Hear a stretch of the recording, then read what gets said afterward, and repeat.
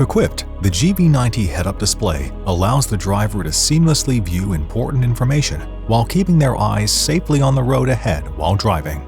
Note that the use of polarized sunglasses may make the head-up display difficult to view.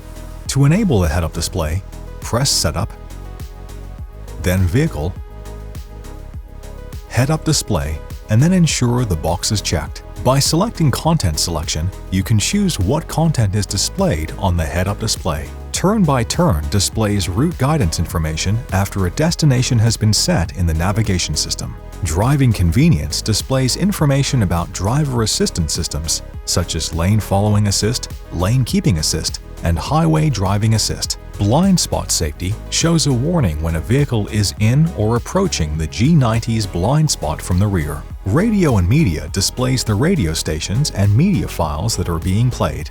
Voice Recognition shows various information when activating the Voice Recognition command system. By selecting Display Adjustment Control, the display height, rotation, and brightness of the head-up display can be adjusted. For more information on your Genesis, be sure to explore the how-to guides on the Genesis USA YouTube channel, as well as consult mygenesis.com and your owner's manual.